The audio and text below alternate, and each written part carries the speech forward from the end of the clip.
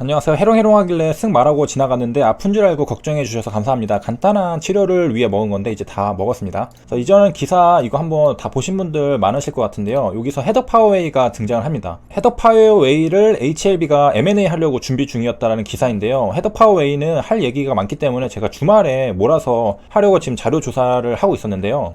제가 이제 유튜브에서도 뭐 자료 찾을 수 있을까 해서 검색을 하는데 깜짝 놀랐습니다. 헤더 파워웨이라고 검색을 하면은 연관 검색어에 옵티머스가 뜨는 건 뭐 당연하겠지만 살인이 뜹니다. 그래서 이게 뭔가 해가지고 찾아봤거든요.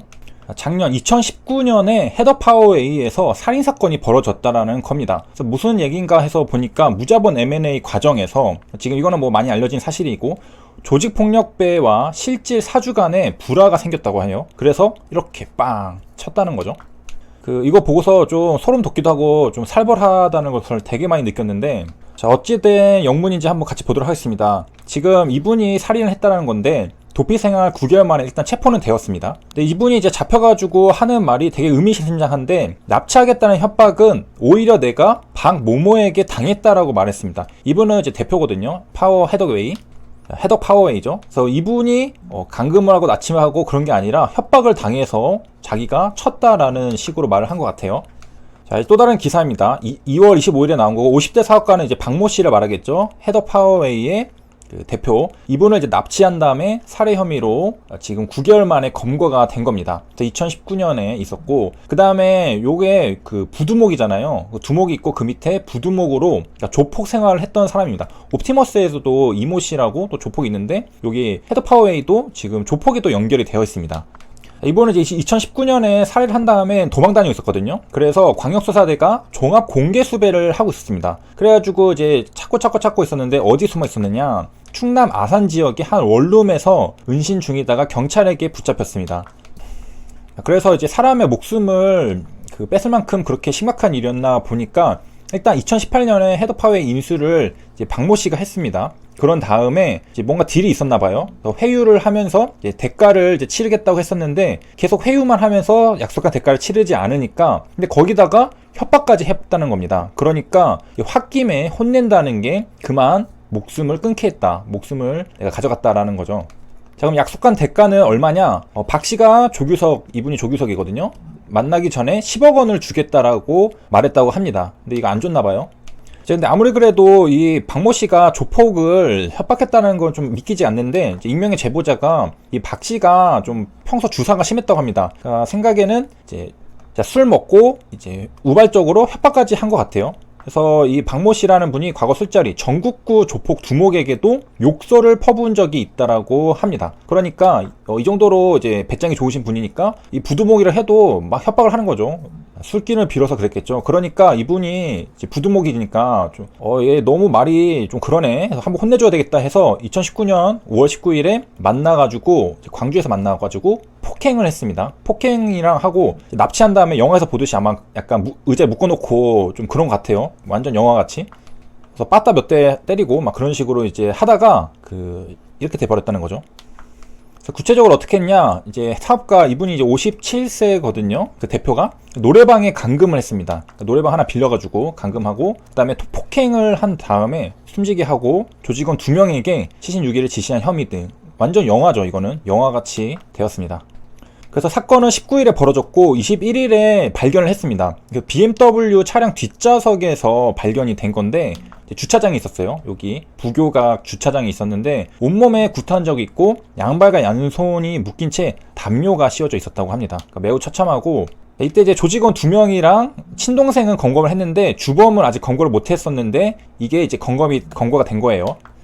아무리 이제 돈이 좋아도 그냥 이거 주고 말지, 자기 목숨까지 이렇게. 아무튼 이 박씨, 사망한 박씨는 정체가 뭐였냐? 기업 사냥꾼이었습니다. 그래가지고 보니까 동업자가 있습니다. 이 고모 씨랑 박모 씨가 같이 둘 다 기업 사냥꾼이거든요. 무자본 M&A, 자기 자본 없이 헤더 파워웨이를 인수를 했습니다. 그리고 실제로 경영권 인수에 드러난 사람은 성형외과 원장이라고 뉴스기사 많이 나와 있잖아요. 이종희 원장이 떠 있는데요. 이분은 사실은 이제 대표이사, 최대주주와 대표이사로 이제 앞세우고 실체는 뒤에 숨어 있었습니다. 이 박 씨랑 고 씨가 자신의 실체를 감췄습니다. 그래서 최대 주주 명부에는 이제 이종희 원장은 있는데 고씨랑 박씨는 주주 명단에 없습니다. 그래서 이제 그 박씨가 맡은 역할은 외부 차입금으로 인수대금을 마련하는 거였다고 합니다. 그래서 이 과정에서 아까 봤던 그 조폭도 자기 돈을 뭐 이렇게 좀 뭔가 하지 않았나? 아니면은 뭐 도와주는 대가로 돈을 받기로 한 거겠죠. 역할이 있었습니다. 그리고 이종희 원장은 이제 약간 바지 사장 느낌이죠. 그래서 언론 플레이하고 바이오와 제약 사업을 확장하겠다라는 말을 흘렸는데 HAB랑 또 살짝 조금 비슷한데 헤더파웨이도 선박 관련주거든요. HAB도 선박 관련주였는데 지금 제약 바이오로 확장을 한 거잖아요. 그래서 비슷한 거를 이제 따라 하려고 했나 봅니다. 그래가지고 이제 최대주주와 주식 양수도 계약을 체결한 다음에 2018년 4월 주가가 4배 이상 솟았습니다. 바이오 한다고 하니까 쫙 갔죠. 그래서 이제 의사기도 하니까 이 바이오 쪽이랑은 조금 뭔가 경력이 있겠다. 그래서 사람들이 또 신뢰도도 좀 올라가죠. 그러니까 이렇게 된 겁니다.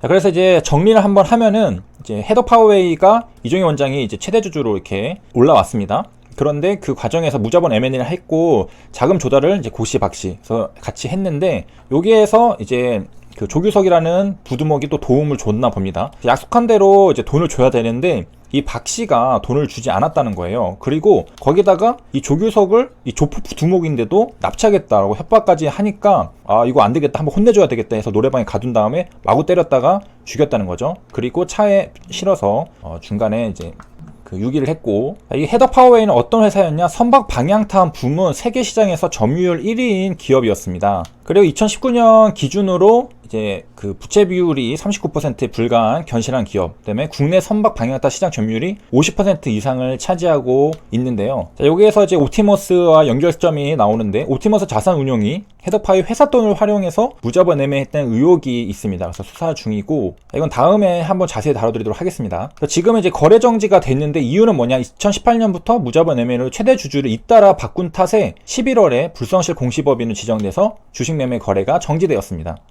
자금 흐름을 보면은 회사 돈이 지금 옵티머스 자산운용으로 들어갔고요, 셉틸리온으로 들어갔고, 화성산업을 거쳐가지고 헤더페이 최대 주주로 넘어갔다라는 겁니다. 다음에 다뤄드리고, 그 다음에 이제 인수합병 과정에서 기업 사냥꾼 박모 씨랑 고모 씨가 있었는데, 여기에 김대중 정부 시절 이용호 게이트의 주인공 이용호 씨도 포함이 되어 있다고 합니다.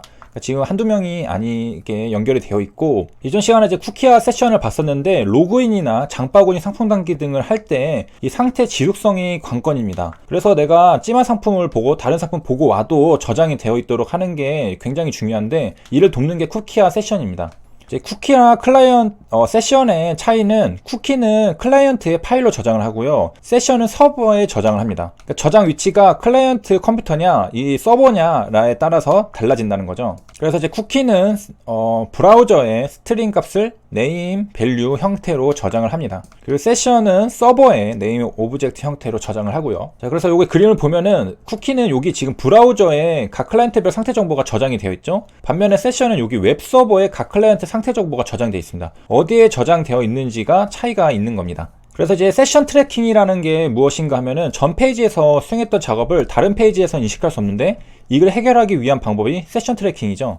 세션을 이제 추적한다는 뜻이죠. 세션 트래킹이라는 것은 요청된 세션을 찾아주는 동작입니다. 세션은 서버에 저장되는 정보라고 했죠. 이 서버에 저장되는 정보를 찾아주는 게 세션 트래킹이 되겠습니다. 그리고 쿠키 세션 차이점을 보면은 이 클라이언트 서버 이렇게 되어 있고, 저장 데이터 타입이 텍스트이고요, 세션은 오브젝트입니다. 아까 네임, 밸류 할 때 쿠키는 네임하고 밸류로 저장됐는데, 세션은 네임하고 오브젝트로 저장이 되었습니다. 그래서 객체로 저장이 되고요, 쿠키는 좀 제한이 있고, 세션은 서버에서 수용 가능한 만큼. 그리고 이제 세션은 클라이언트의 개수만큼 만들어지겠죠. 각 클라이언트들의 정보가 섞이면 안 되기 때문에 각자 이제 나눠가지고 구별을 하고, 그리고 이제 쿠키와 세션이 필요했던 이유는 HTTP 프로토콜이 비연결성, 비상체성이라는 특징을 가지고 있기 때문이었죠. 그리고 이제 트래킹을 할 때 세션이랑 쿠키가 같이 등장을 하게 되는데요, 사실 이 세션이 쿠키를 이용합니다. 그래서 어떤 웹브라우저, 클라이언트가 이걸로 서버에 리퀘스트 요청을 하게 되죠. 그럼 서버는 이 세션 아이디를 할당해서 응답할 때 함께 전달합니다. 이 브라우저에게 전달을 하는 거죠. 그러면은 이 웹브라우저는 리퀘스트하고 리스폰스 할 때 이 세션 아이디도 같이 왔잖아요. 이거를 쿠키에 저장을 해두는 겁니다.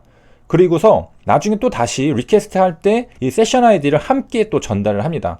그러면은 이 서버는 이 세션 아이디를 바탕으로 얘가 누구인지를 사용자를 식별을 할 수가 있게 되고요. 사용자 데이터를 서버에 저장하여 관리를 하게 됩니다. 장바구니 같은 거 했을 때 내가 요청을 했을 때 세션 아이디를 같이 주고 이 세션 아이디를 클라이언트는 웹브라우저에 같이 저장을 해놨다가 나중에 또 다시 리퀘스트 할 때 세션 아이디를 전달하면은 장바구니에 뭐 있었는지를 알고 있는 거죠, 서버는. 그래서 그게 사라지지 않는 그 정보가 계속 유지가 되는 겁니다.